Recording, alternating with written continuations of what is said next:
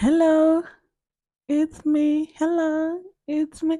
Welcome to my YouTube channel. My name is Edna.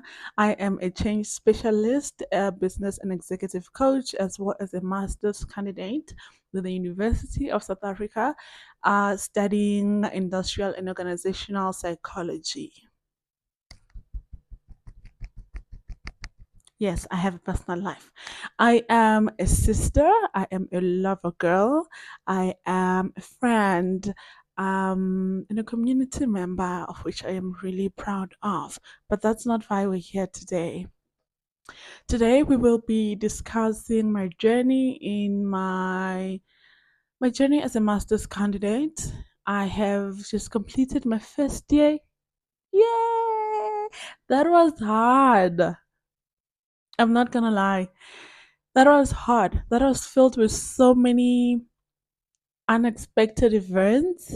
It was filled with so many lessons. It was filled with so much learning. Yeah, so I thought we could start by talking about how my journey has been going, and then we will later maybe get on to what the plan is for this year. And yeah, just a little bit of looking ahead and really just realizing,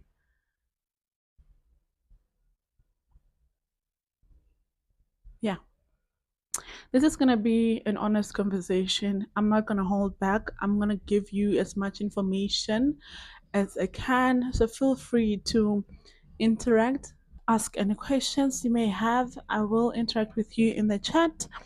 And this is a conversation, right? It may be coming from me, but I want you to be engaged as well. I want you to ask the right questions, and I want to equip you or give you the right information that's going to enable you to, take that step that you need to get into your master's or to apply for your master's or to do your honors degree. Because in this day and age, it is important to further your studies. After doing your undergrad, after doing your diploma, apply for the next thing. We live in a world where qualifications are needed. Yes, to get into the working environment, you need some sort of qualification. And you may argue, or some people may argue and say, well, there's people that are working who doesn't have qualifications, right? Yes, they are. But as a young person, things have changed. If you do not have a qualification, it will not be as easy for you to step into the working environment or into the corporate world, rather. Um, and when you put yourself in that kind of a situation where you're saying some people are working without qualifications, it's important that you also look at experience over qualifications. That comparison is important when you get into corporate. You will find mostly that the people that do not have qualifications are people who are a lot older than you, whereas you, as a 2000, as a 1K, you need to provide some sort of paper that shows that you are capable of doing the job that they want to hire you for, that you are capable of thinking in that level or in a manner that job will require you to. And in summary, getting your qualification is important. So once you get your degree, which is what I did a BCom Human Resource Management with the University of Johannesburg. And then I did my honors in industrial and organizational psychology with the University of South Africa. And I have now enrolled in a master's in industrial and organizational psychology. And that is what we are here to talk about today. And I will be giving you my most honest opinion, right? So this answers the question, should you enroll or apply for your master's degree? My most honest, brutal conversation. I know I just said all of that, but in summary, yes, you need to further your studies. It doesn't matter at which level you are, but you need to do your master's. There are a lot of jobs that you will be able to get into with simply, I don't want to say a diploma because I didn't do a diploma, with simply a degree, right? There are some that require you to have an honors. When I started working, my first big girl job, they required an honors degree. And I was in my last year of completing my honors, and that got me into an internship. But you may also know that as an industrial psychologist, if you want to register to be an industrial psychologist, you need a master's degree. You need to be able to do your you need to do your internship. In order for you to do your internship, you need a master's degree. And it's not all jobs or industries that require you to have a master's degree. But here is why I enrolled for my own. I started applying for jobs, right? As one does in your career, there comes a time where you realize that it's time for me to grow. It's time for me to take the next step. It doesn't matter where you are. It does not matter where you are, whether you want to apply for jobs internally or externally, it doesn't matter. What I had realized is that as soon as I had that thought that I need to do something about my career, I started checking things on LinkedIn, and I realized that actually most of the job openings or vacancies that they have, they require a master's degree. And I sat down and I thought, honestly, I had been delaying doing my master's for no reason, and now it's holding me back. I'm telling you, there were at least five jobs that I took chances on simply applying, whereas they had said they need a master's degree. And in my mind, I think I can do this job. But because they said they need, or they have, or you need to have a master's degree, that sets me back a step. If I was to submit my CV, or at least the way I did it, I did submit it, and an AI app or whatever they use detects that I do not have a master's degree, it's the same time I fail. Like there's no room for negotiation. You fail there and there. And so, with that realization, I thought it important for me to, just apply for my master's. I took my chances. I wrote, in order to apply for your master's, you need to write a proposal. It's not a well defined proposal, but it's like 10 pages. You need to provide them with a topic that you want to talk about. You need to give them a bit of a literature review in terms of what you want to focus on. Just talk a little bit about your topic, what you know about it, and what value you will be adding into the industry. And I did all of that. And then I put my application through, and I didn't have feedback for the longest time. And somewhere in March, was it last year? Yeah, I got a letter and I was accepted. And as I was saying, I got accepted. I registered after a month. So I fully started doing my honors in April. And then that is when I introduced myself to my supervisor. So when you enroll with UNISA, they give you a supervisor. They tell you who your supervisor will be, and that these are the ways of working with your supervisor. So you need to reach out to them. I did that, and we had our first meeting where we spoke about my title, my topic, and we broke it down. And he gave me a document to go back and populate. And that is when I realized that maybe, and just maybe, I hadn't thought all of this through, that it was going to require a lot more from me than I had anticipated.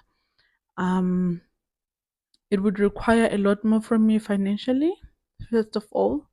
That is not an easy thing. I am funding my own studies, and that is hectic. Secondly, it requires a lot of time. This is not something that you just jump into.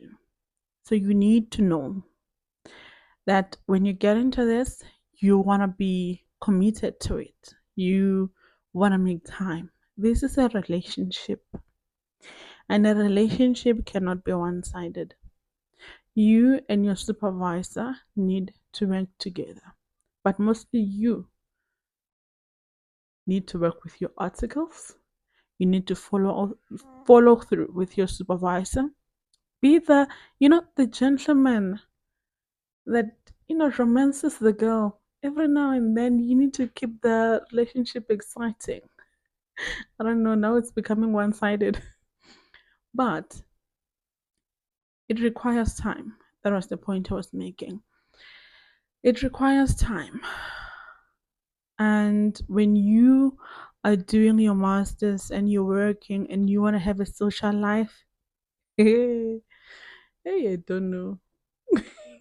You are in for a treat, honestly. Because 8 to 5, you are in the office. When you come back in the evening, you need to go to the gym, you need to exercise. It doesn't matter in what way. You need to eat, right? You need to connect with people, you need to socialize, and then you need to study. So from 5 to 9 or to 10, you need to fit in all of those things, which is not realistic. Then you end up going into 11 and 12 o'clock, and then you're not sleeping enough, and then you need to wake up the next day at 6 or at 5, and then you need to get to work, and then it becomes this hectic thing. So, one way or another, you need to find a way to make it work. It's demanding. It is demanding. But I am so grateful that I've had a community of people who are very supportive of me, of my career journey, my studies, my job, people who understand both of these worlds that I exist in, and people who are willing to assist, and guide me wherever I need, people that I can go to for when I have questions. And yeah, I don't know where I would be without all of these things. It is having a sense of community that keeps you rooted and grounded, and knowing that no matter what happens, someone's got my back.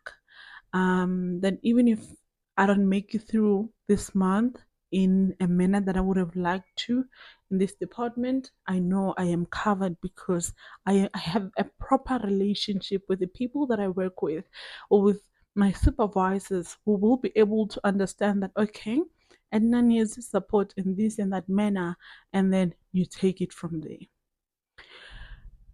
Yeah, so community is very important. Relationships, vital. I'm not gonna lie, there are sacrifices that I've had to make for myself. And now that I think of it, maybe it wasn't as a result of my master's. It's growth. We will talk about this on a different day. And that's about it, right? The in summary, I was saying masters is demanding in so many ways: financially, time, emotionally, so many other ways that I may not have mentioned and I cannot think of right now. But you need to be fully committed. Okay, so back to my journey, right? So once I've met with my supervisors, I've completed my paper to say this is what I want to do, where I started to struggle. We met 2 or 3 times and they kept telling me that, okay, you need to change this, you need to change that. And then we got into a point where I ended up needing to have to change my topic completely. Initially, I wanted to do research in coaching. It didn't work because it didn't exist in the environments that I was in, and I didn't want to go outside.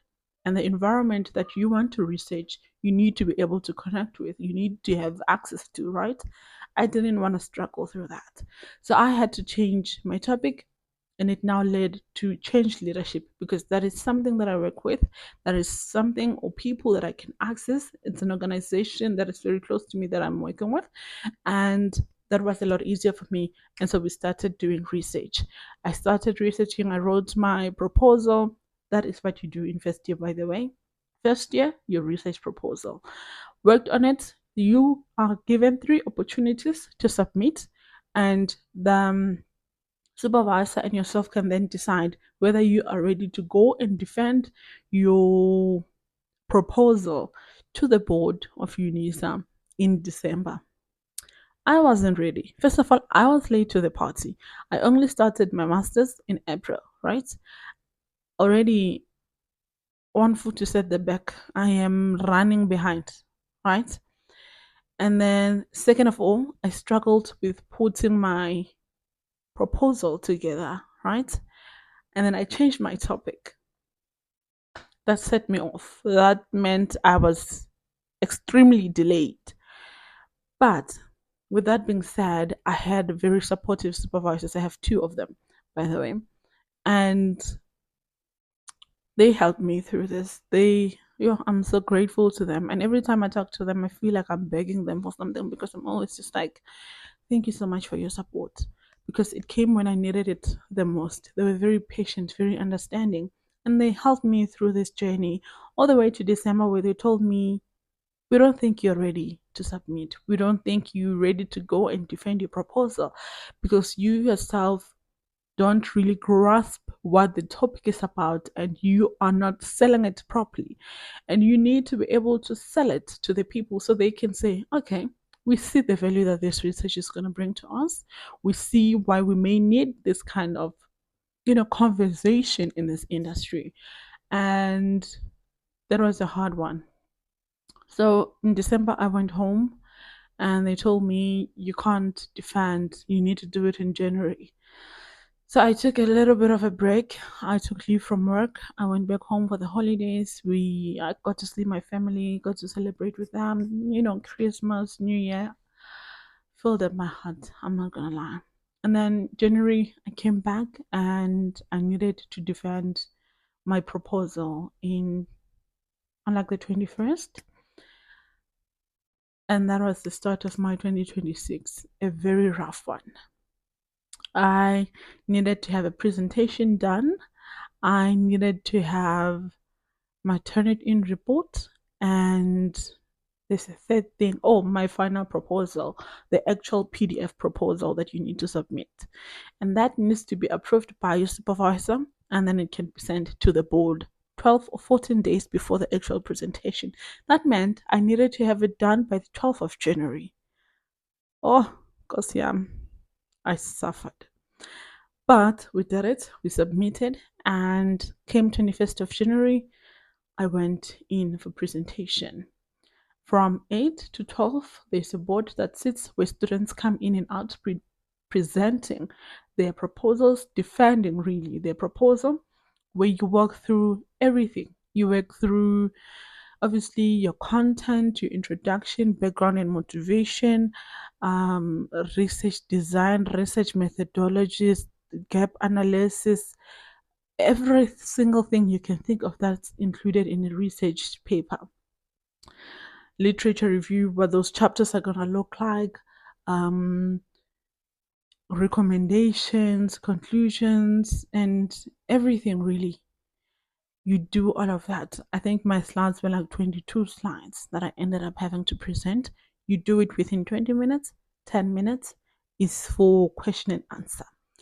I did all of that. I'm not gonna lie, I was very nervous. I told my supervisor in the morning, actually, oh, this warmed up my heart. In the morning of the presentation, I got a message from my supervisor. It was the first time you were sending me a WhatsApp. So I look at that number, I'm like, hi, who's this?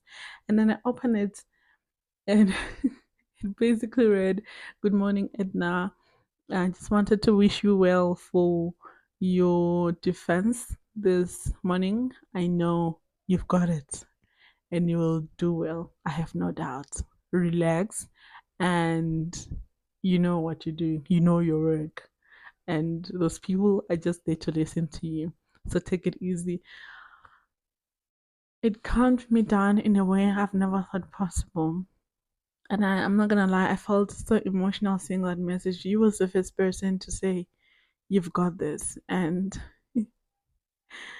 oh, guys, yeah, that really just made me emotional. It's like when someone says they're proud of you, if you've never heard those words, that changes everything in you.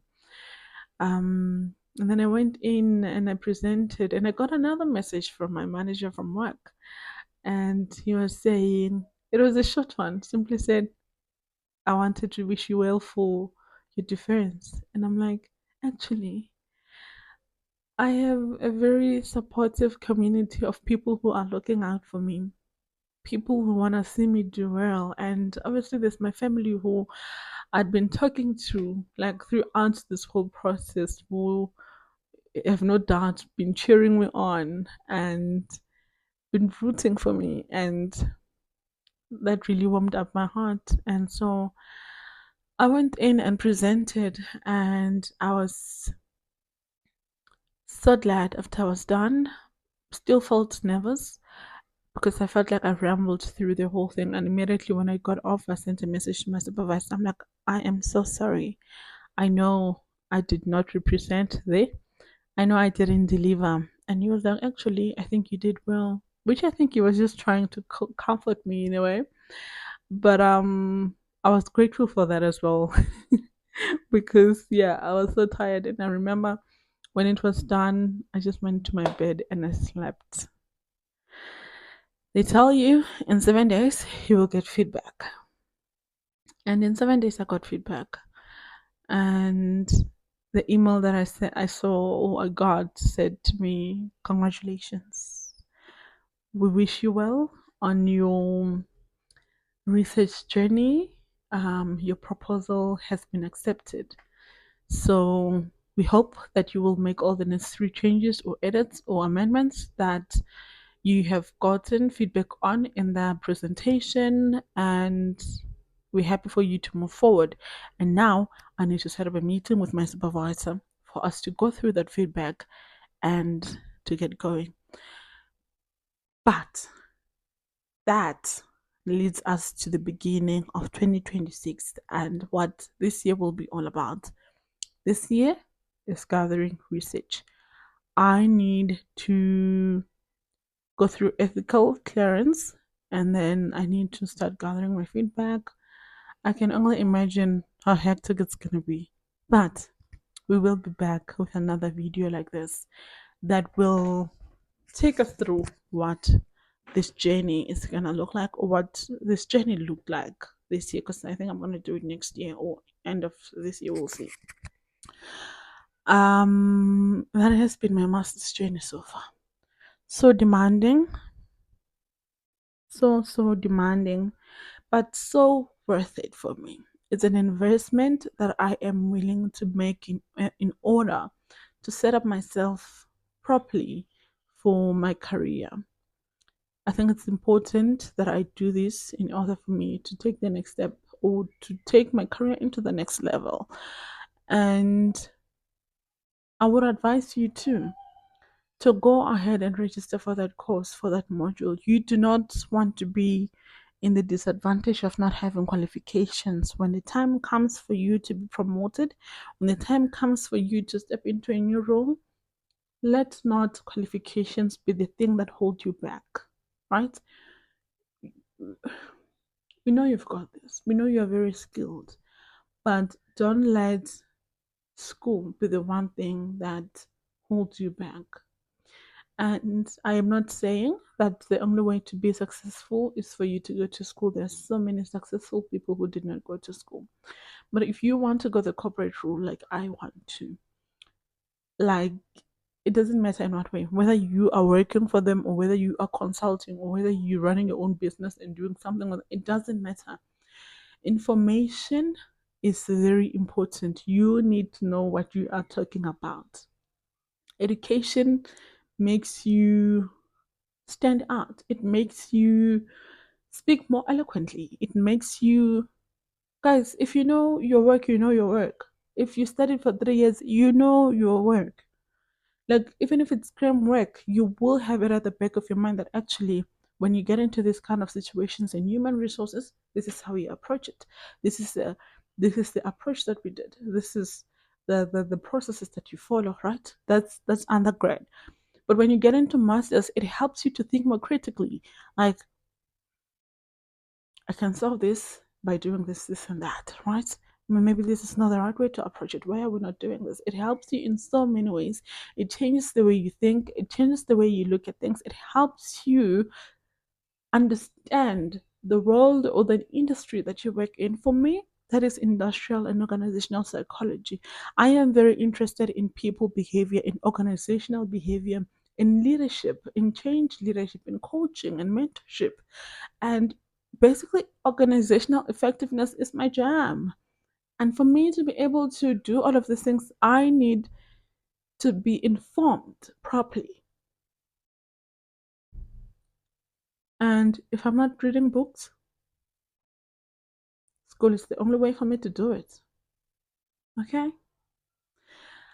I hope it was recording all along. But we have come to an end of this vlog. Well, not this vlog, of this chit chat. And I want to do a thing where I always end off my chats with a quote and from the book that I'm currently reading. Whichever book I'll be reading in that month, that's the book we're going to get a quote from.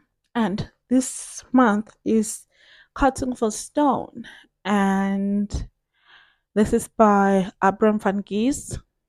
I apologize if I did not pronounce it properly. And I just started reading it.